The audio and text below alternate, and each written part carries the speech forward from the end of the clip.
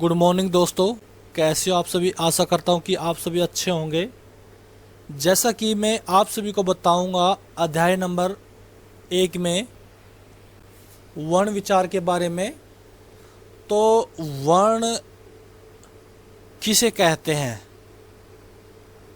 तो वरी धातु से वर्ण शब्द बना है, जिसका अर्थ है वर्ण करना या चुनना होता है। भाषा की सबसे लघुत्तम इकाई जिसके खंड नहीं किए जा सकते तो वह वर्ण कहलाते हैं। जैसा कि क है, या हमारे पास में ये क है और इसके साथ में ये अलंत लगा हुआ है, ठीक है। प्लस में ए, तो क और मैं अलंत प्लस ए और प्लस एल, यानी कि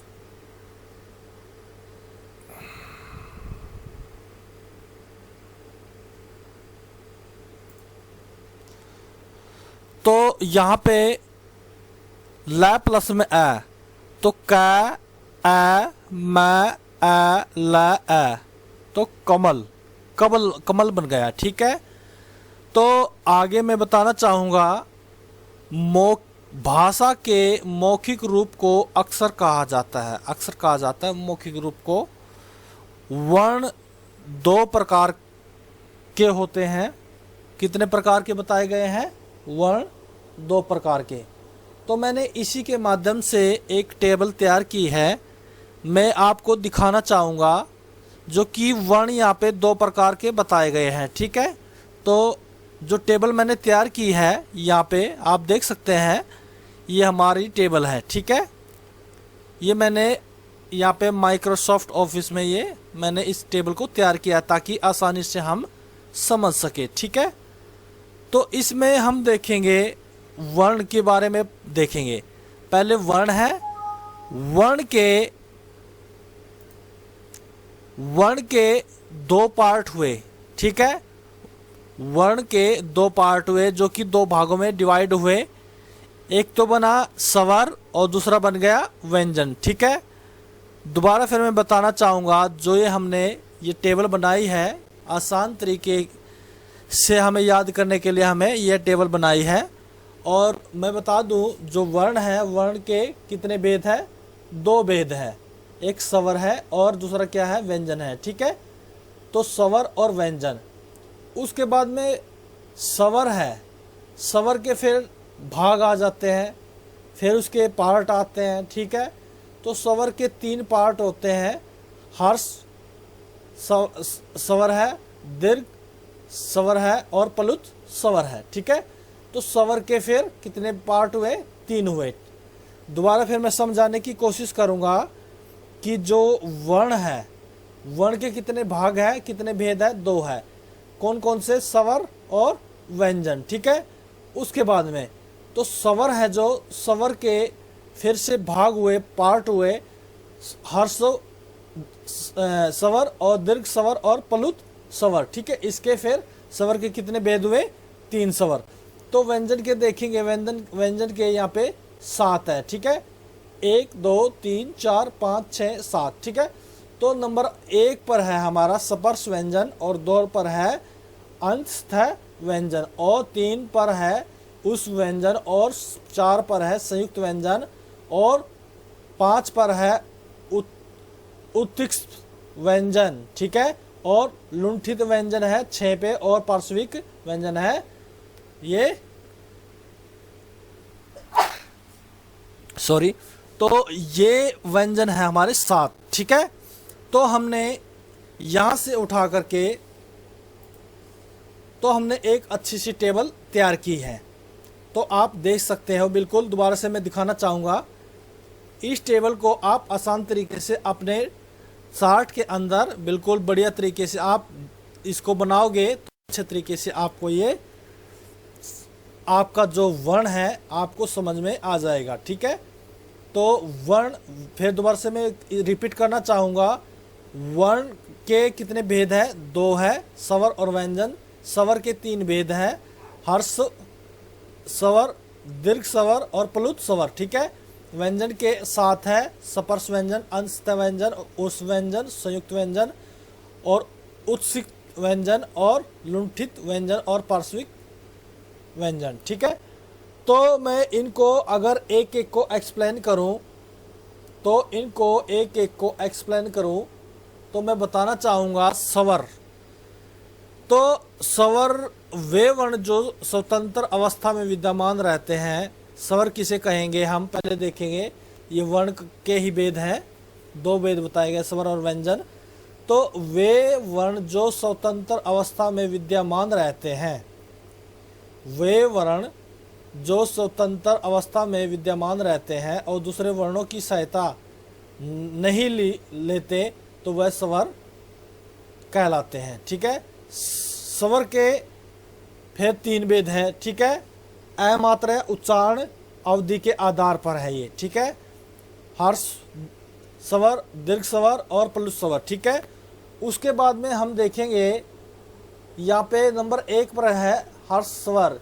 वे स्वर वर्ण जिसके उच्चारण में बहुत ही कम समय लगता है। ठीक है, उन्हें हर्ष स्वर या मूल स्वर या लघु स्वर या एकमात्रिक स्वर कहा जाता है। यह इनमें संख्या कौन कौन सी है? 4 है। ठीक है, जैसे अ है, ई है, ऊ है और री है। अ है, इसको छोटी ई बोल सकते हैं, छोटा ऊ बोल सकते हैं, लेकिन जब हम छोटी से बड़ी क्लास में आते हैं तो हम इसको अ, ई, ऊ बोलना स्टार्ट कर देते हैं। तो यही तरीका सही है। और उसके बाद में है री। ठीक है, नंबर 2 है दीर्घ स्वर। वे स्वर वर्ण जिनके उच्चारण में हर्ष यानी कि सबसे पहला था क्या? हर्ष। तो ये स्वर था, इससे दुगना समय लगता हो उससे उन्हें संधि स्वर क्या कहेंगे? दीर्घ स्वर कहेंगे या गुरु स्वर कहेंगे, संयुक्त स्वर कहेंगे या त्रैमात्रिक स्वर कहा जाता है। इनकी संख्या कितनी है? 7 है। ठीक है, जैसे आ है, बड़ी ई, बड़ा ऊ, ए, आई, ओ, औ। ठीक है, तो ये 7 है इनकी संख्या। तो अपने दोस्तों से निवेदन करना चाहूँगा कि इस वीडियो को ज़्यादा से ज़्यादा शेयर करें, लाइक करते चले, और चैनल पर नए हैं तो चैनल को बिल्कुल ज़्यादा से ज़्यादा बिल्कुल शेयर करेंगे और सब्सक्राइब अवश्य कर लेना। आसान से आसान तरीके से आप सभी स्टूडेंटों को यहाँ पे सिखाया जाएगा कि किस तरीके से टेबल के माध्यम से और बिल्कुल डीपली गहराई से आपको एक एक पॉइंट समझाया जाएगा। तो दीर्घ स्वर को 2 भागों में बांटा गया है। दीर्घ स्वर को भी 2 भागों में बांटा गया है। सजातीय स्वर है और एक विजातीय स्वर है। सजातीय कौन से होते हैं? वे स्वर जो समान वर्णों के मेल से बनते हैं। सजातीय स्वर होते हैं जैसे अ प्लस में अ है तो आ बना, और ई प्लस में ई तो बड़ी ई बनी, ऊ प्लस में ऊ ये है बड़ा ऊ। ठीक है, तो विजातीय क्या है? असमान जाति के स्वरों का परस्पर मेल विजातीय स्वर कहलाते हैं। जैसे अ और आ। ठीक है, तो ये क्या आए रहेगा, और ई यहाँ पे क्या रहेगा? ए। ठीक है, और उसमें हम देखेंगे इन्होंने बताया अगर अ है, पहले मैं बताना चाहूँगा, अगर अ है और ई है तो तभी भी ए बनेगा, और आ और बड़ी ई है तभी भी ए बनेगा। और यहाँ पे सेकंड नंबर में बताया गया है अ और ई मिलकर के क्या बना? ए ही बनता है। ठीक है, और यहाँ पे नंबर 3 में अ और ऊ, तो इनको जोड़ेंगे तो ओ बनेगा, और आ और बड़े ऊ को जोड़ेंगे तभी भी ओ बनेगा।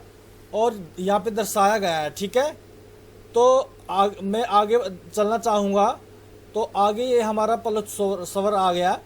वे स्वर जिनके उच्चारण में हर्ष दीर्घ से 3 गुना समय लगता है उन्हें प्लुत स्वर कहते हैं। इनका प्रयोग संस्कृत में किया जाता है। ठीक है, संस्कृत में किया जाता है इनका प्रयोग प्लुत स्वर का। ठीक है, तो इसे हिंदी के अंक 3 की तरह लिखा जाता है। यह आकार की ध्वनि देता है।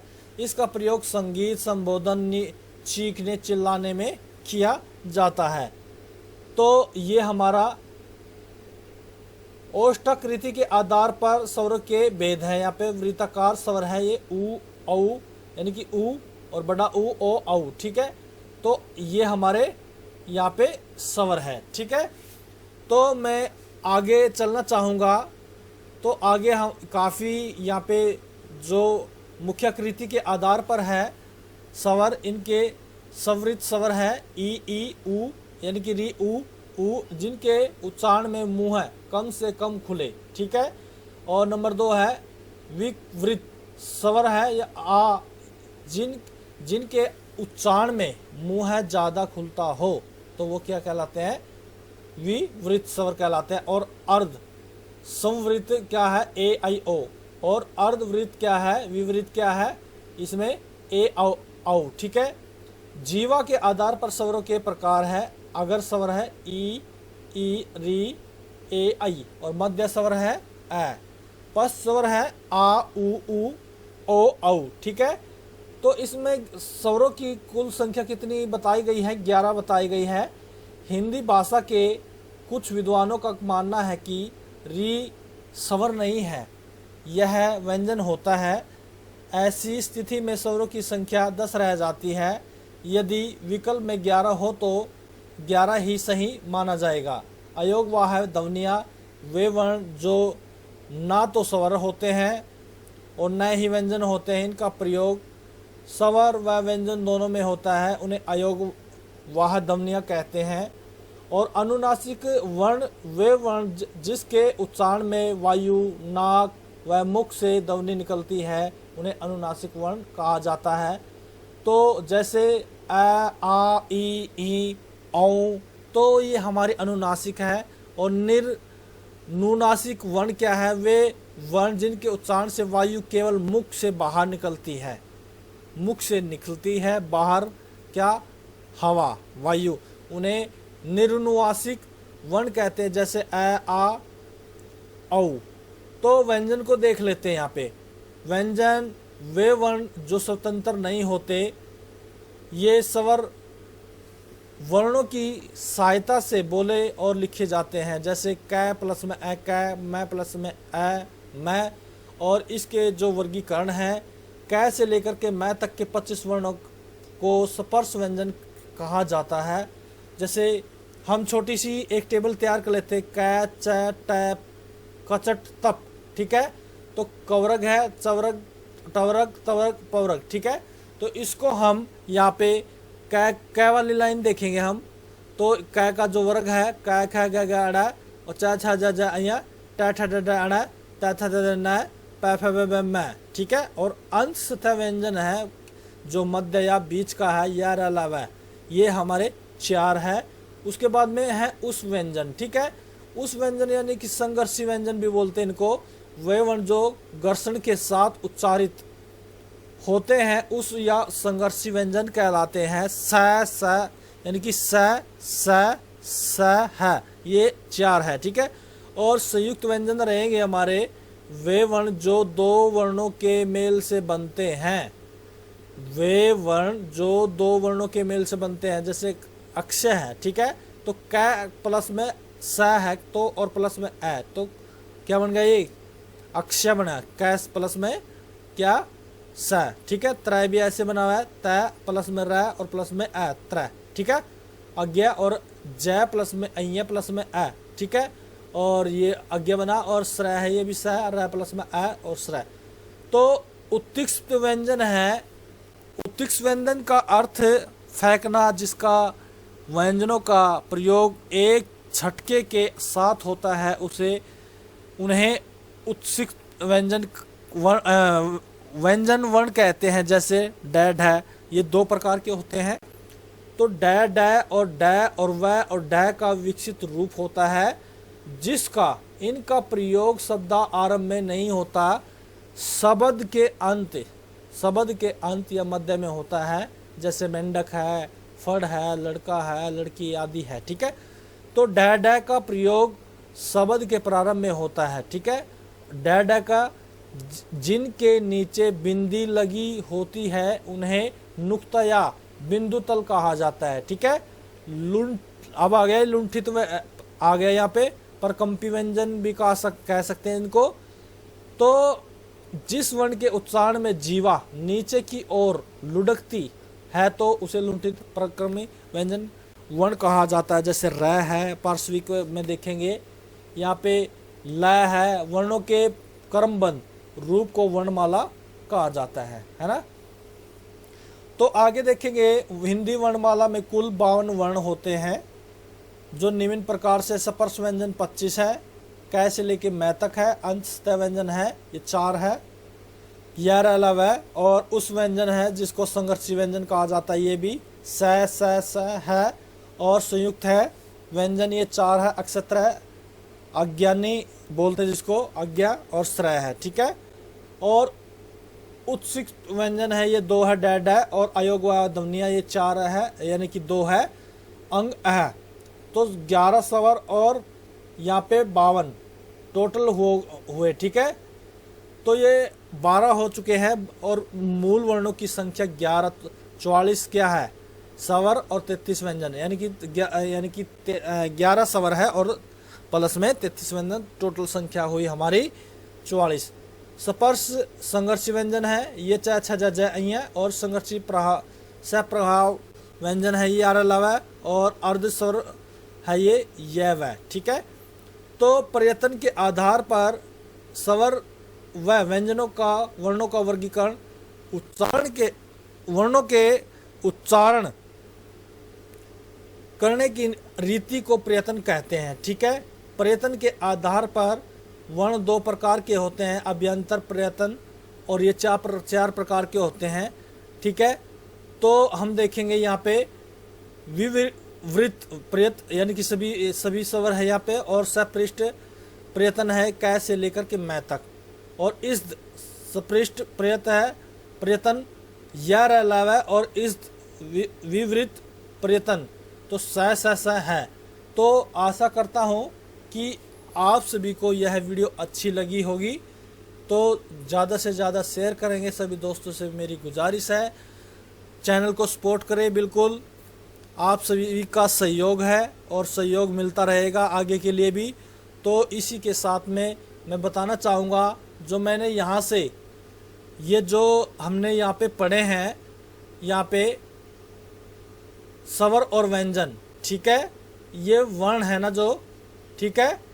तो वर्ण के ही भेद है, और वर्ण के भेद स्वर और व्यंजन, उसके साथ में मैंने इनकी टेबल में दोबारा से फिर आप सभी को दिखा देता हूं। बिल्कुल आप इस टेबल को अच्छे तरीके से अपने चार्ट में उतारिए, उसको बढ़िया तरीके से सजोइए, तरीके से बिल्कुल अच्छे तरीके से याद करिए, ज़िंदगी में आप कभी नहीं भूलोगे, ये मेरा वादा है आपसे।